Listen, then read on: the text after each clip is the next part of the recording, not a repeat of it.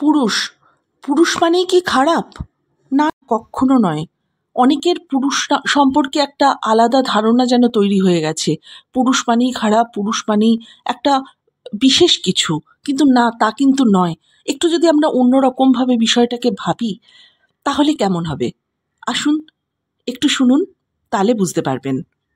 ধরুন, পড়ে গিয়ে প্রচণ্ড ব্যথা পেয়ে চিৎকার করে কেঁদে উঠতে গিয়েও নিজেকে সামলাতে হয়েছিল। দাঁত কামড়ে চোখের জল চাপা দিয়েছিলাম প্রাণপণে, কারণ মা বলেছিল ছেলেদের কাঁদতে নেই। এত বড় ছেলে কাঁদলে লোকে হাসবে যে। কিন্তু পুরুষেরও তো ব্যথা আছে। আজকে সবটা শুনবো পুরুষের কণ্ঠ থেকে, পুরুষের কথা। একটু একটু করে কান্না চেপে রাখতে রাখতে কষ্ট লুকিয়ে শক্ত থাকতে শিখে যাই আমরা। তখনই পুরুষ হয়ে উঠি আমরা।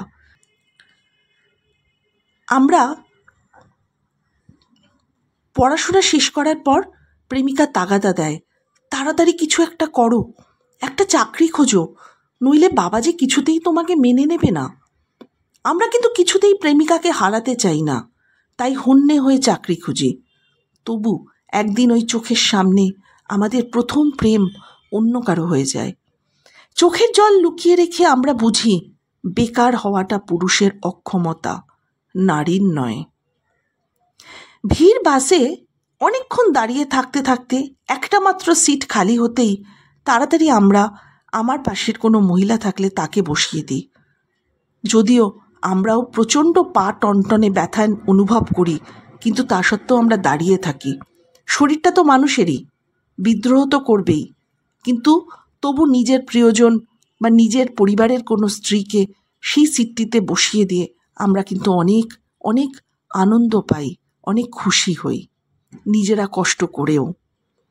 সপরিবারে পুজোর জামা কাপড় কিনতে বেরোনোয় বাবারা যদি নিজের জন্য পছন্দ হয় একটা পোশাক অপেক্ষা করে থাকে সবার কেনাকাটা শেষ হবার জন্য, কিন্তু সবারটা কেনা হয়ে যাওয়ার পর আমরা দেখতে পাই সামান্য কটা টাকাই পড়ে আছে পকেটে।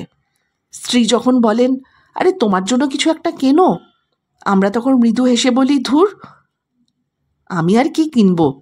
ছোটবেলাতেই তার মা শিখিয়েছেন, তুমি না পুরুষ মানুষ, একদিন গোটা একটা পরিবারের ভার তোমাকে নিতে হবে, পরিবারের সবার সুখ স্বাচ্ছন্দ্যের দিকে নজর তো তোমাকেই রাখতে হবে, কারণ তুমি যে পুরুষ। টাইটানিক ডুবে যাবার আগে শেষ মুহূর্ত পর্যন্ত স্বল্প সংখ্যক লাইফ বোটগুলোতে যতটা সম্ভব বিপন্ন যাত্রীদের উদ্ধার করা হয়েছিল। জীবন বাঁচানোর ক্ষেত্রেও সেখানে কিন্তু নারী আর শিশুদের অগ্রাধিকার দেওয়া হয়েছিল। মুভিটা দেখার পর আমার মনে প্রশ্ন জেগেছিল, পুরুষদের কি বাঁচতে ইচ্ছে করে না? কি জানি, পরিবারের সবার জন্য আত্মত্যাগ, দুঃখের ভাগ নিজের জন্য রেখে সুখের ভাগটা পরিবারের সকলের মধ্যে বিলিয়ে আমরা পুরুষরা খুশি বোধ করি। আমরাই কখনো বাবা, কখনো ভাই, কখনো স্বামী, কখনো ছেলে বা কখনো আত্মীয় অথবা বন্ধু। আমরা আছি, আমরা থাকবো, আমরা পাশে আছি, সবার পাশে থাকব। পুরুষ মানেই কিন্তু বিকৃত নয়, পুরুষ মানেই কিন্তু বাজে নয়, পুরুষ মাত্রেই খালি ফেলে দেওয়ার জিনিস, খাটিয়ে নেওয়ার জিনিস, তা কিন্তু নয়। এটা মাথায় রাখতে হবে সবার। ভালো থাকবেন।